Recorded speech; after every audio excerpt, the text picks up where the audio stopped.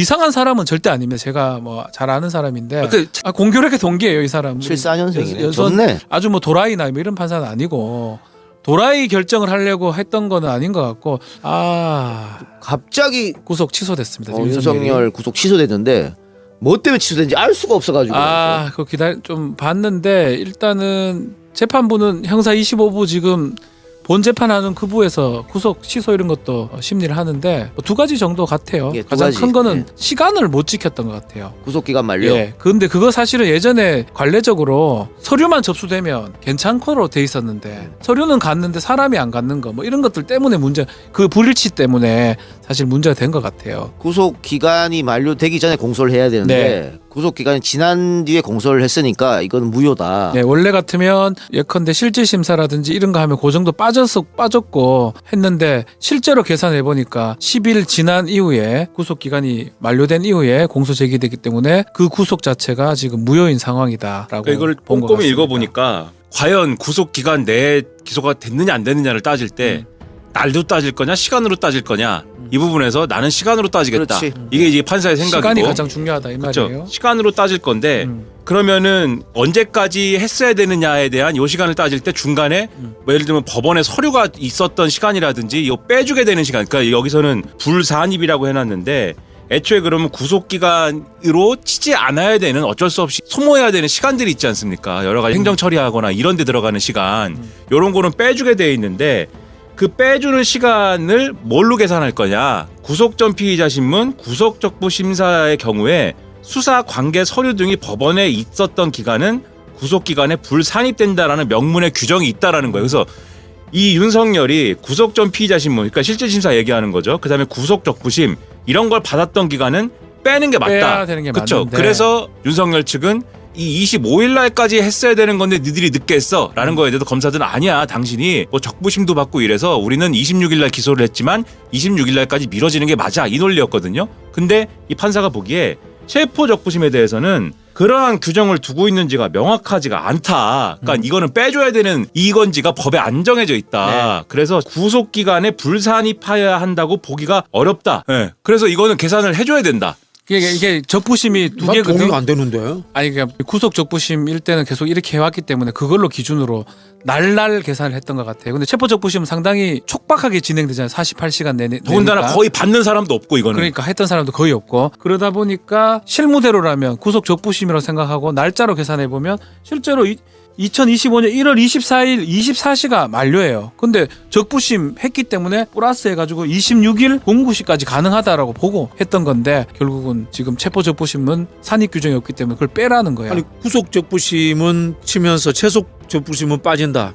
이게 뭐 나는 규정에 대한 규정이 없다는 준용하는 거. 논리로서 규정이 안 맞는 것 같은데. 없다 그렇게 하면서 여기 뭐라 써놨냐면 피의자에게 유리하도록 엄격하게 해석하는 것이 맞다고 해놨거든. 그렇게. 그러니까 변호인들 주장하는 걸 이건 일단 받아들여주고 그대로 받아줬어요. 이것만 문제가 한 개 더 있죠. 그게 더 두 문제야. 번째. 그게 더 문제야. 내가 이게 봤을 때. 더 문제네 진짜. 요거는 전제가 일단 하나가 있는 게 1에 의해서 구속기간이 그래서 이 판사는 만료가 된 다음에 기소가 됐다고 보는데 설령 구속기간이 만료되지 않았다 보더라도 문제가 있다. 뭐냐면 구속 취소의 사유가 인정이 되는데 피고인에 대한 구속이 위법하다라는 주장을 피고인의 변호인들이 하는데 그 근거가 공수처의 수사 범위에 내란죄가 포함되어 있지 않은데 수사를 할 때 원래는 이제 공수처가 직권 남용을 수사하다가 내란죄를 인지했기 때문에 이 연관범죄로 수사를 했다 이렇게 주장을 하고 있으나 그건 계속 논쟁을 했던 부분이죠. 그렇죠. 네. 그게 근데 없다라는 거예요. 그렇죠. 증거가 내란죄로 없다는 거야. 인지를 했는지 볼 만한 증거나 자료가 없다. 그것도 구속 취소 사유가 된다.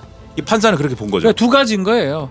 날짜 부분도 문제가 되지만 그 문제가 아니라고 하더라도 수사 범위의 문제, 공수처가 내란죄 할 수 있냐 없냐. 사실은 직권남용죄 하다가 인지하면서 내란했다고 하는 게 이쪽 주장이었는데 그 부분에 증거가 부족하기 때문에 그것도 참 잘못됐다라고. 근데 한 가지 희망적으로 보려면 여기서 마지막에 언급한 게 이거 그대로 가면 상급심에서 파기될 수도 있고 재심할 수도 있다 이랬단 말이야. 그러니까 차라리 지금 해소해라 이런 의미로도 받아들일 수 나는 있는 그래 거지. 그게 마지막에 그치. 유일한 유일한 긍정적인 거예요. 부분이에요. 근데 이거 공수처 문제를 지적하는 건 굉장히 심각한 게 이제까지 수사해서 증거로서 제출했던 것들이 공수처가 수사 권한이 없었다. 그 증거 인정이 하나도 안 된다 이래버리면은 수사 다시 시작해야 되는 거잖아요. 그렇죠. 그것도 조금 문제, 요걸로 봤을 땐 조금 문제가 될 수가 있어요. 근데 여기는 뭐 그 어떤 전반적인 거보다는 직권남용죄가 시작했다가 별거나 비슷하게 내란을 인지했냐 안 했냐 요로 가야 되는데 직권남용죄 시작 부분이 없다라는 거거든요. 그게 이제 문제라는 거죠. 근데 이제 이 논리는 실제 수사처가 직권남용 권리행사 방해죄의 수사 과정에서 내란죄를 인지한 그게 없다는 인지하였다고 거죠. 볼만한 네. 증거나 자료가 없다 이렇게 해놨는데 여기서 제가 의문인 거는 이 당시에 검찰은 그러면 왜 이렇게 급하게 그러면 기소를 했느냐. 그때 공수처가 일단 수사를 하고 나서 그러니까 원래 우리가 그때 한참 해설을 했습니다마는 10일씩 나눠갖고 수사하기로 한 것이지 않습니까? 그때 그 10일씩 나눠서 수사를 한다는 거의 기준은 구속기간을 연장해 준다라는 전제가 있었던 거잖아요. 당연히 연장해 준다. 그래서 10일 공수처가 하고 나면 검찰에 넘겨받아갖고 10일 연장 받은 다음에 그 10일을 검찰이 수사를 해가지고 그 다음에 기소한다 이거였잖아요. 근데 구속기간 연장 안 해줘가지고 검찰이 자기들이 이 공수처로부터 넘겨받은 다음에 수사를 하지 못한 상태에서 부랴부랴 그냥 기소를 했어요. 그래서 이제 급하게 기소를 한 거거든요. 그러면은 만약에 제가 여기서 궁금한 거는 지금 공수처가 내란죄를 인지하였다고 볼 만한 증거나 자료가 없어서 이게 구속 요건에 위법이 있다라고 할 때 물론 이거는 뭐 구속영장 청구에 관한 사안이지만 나중에 검찰이 보완 수사를 하였다고 하면은 그거는 뭐 여기서 만약에 이 사유가 치유가 될 수도 있었던 것인지 그거는 제가 요거는 알 궁금해서. 수가 없죠. 뭐 전반적인 위법 상황을 얘기하는 건 아닌 것 같고 일단은 공수처 입장에서는 시작은 직권남용죄 그리고 하다가 내란죄 인지하는 거 요게 주요한 모습인데 그 모습이 안 보인다라고 지금 판단한 것 같습니다. 그 두 가지로 구속 취소를 해버렸네. 그러면 이거 항고는 서울 고법을 하는 거예요? 그렇죠. 지금 이게 지방법원이니까 네. 고등법원에 즉시 항고가 가능할 겁니다. 항고죠, 항고. 즉시 항고가 이거 항고가 가능할 겁니다. 즉시 항고의 주체는 검찰 검사가 직접 하는 거죠. 그 검사가 예를 들면 이 쟁점에 대해서 항고를 할 때 여기에 대해서 반대가 되는 이 주장이나 증거를 내놔야 되는 거잖아요. 요걸 깰 수 있는 체포 적부심도 이 기간에 산입을 해줘야 된다 이렇게 주장을 하든지 아니다 시간이 아니라 날로 뭐 계산을 해야 된다 이렇게 주장을 하든지 뭐 이래야 되는 거고 세 가지 첫째. 다 깨야 되겠네. 그렇죠. 그 공수처 다음에 문제도. 하나가 공수처가 수사를 할 때 내란죄를 인지했다 그렇죠. 이 주장도 해야 되는 거고 근데 지금 검찰이 잘 할 리가 없다라는 생각이 지금 공수처가 수사할 때 내란을 인지했다 이거는 코미디 아니야? 전 국민이 전 세계가 다 봤는데 인지 못하면 바보지 뭐 진짜. 증거 같은 게 이제 있냐? 영상 증거가 다 있는데. 인지 어떤 서류라든지 수사 보고서 뭐 이런 것들 얘기하는 걸로 보이고 즉시 항고를 검찰이 주체가 되니까 검찰이 제일 고민스럽겠네. 왜냐하면 우리 그때 기억하겠지만 그때도 난리 났었어요. 구속 기간 연장을 해줘야 되는데 갑자기 법원이 기각해버렸거든요. 그때 시간이 도가된 거예요. 그렇죠. 그 하루 이틀 도가된 걸 그걸 날짜로 그때 계산할 때는 체포적부심 했기 때문에 괜찮았다라고 해석하고 하루 정도 더 끌고 했는데 이 지금 재판부는 시간으로 계산해 보니까 그것도 지나갔다는 거야. 그러니까 검사 입장에서는 좀 열받을 것 같아요. 그때 연장해 주든가 네. 연장을 해주든가 그래 지금 그런 상황이에요. 그 이제 와서 체포적부심은 산입이 안 돼 계산하면 안 돼 이렇게 얘기하면은 조금 열받죠. 근데 지금 나오는 속보는 검찰이 항고를 검토하겠다 그랬단 말이야. 즉시 항고. 예. 형사소송법에는 즉시 항고할 수 있다고 돼 있거든. 이름이 즉시 항고예요. 즉시 항고야. 예, 하는 게 즉시 항고. 즉시 항고. 항고는 그냥 그 명령이나 결정에 대한 불복이고 이런 처분 같은 건 즉시 항고를 합니다.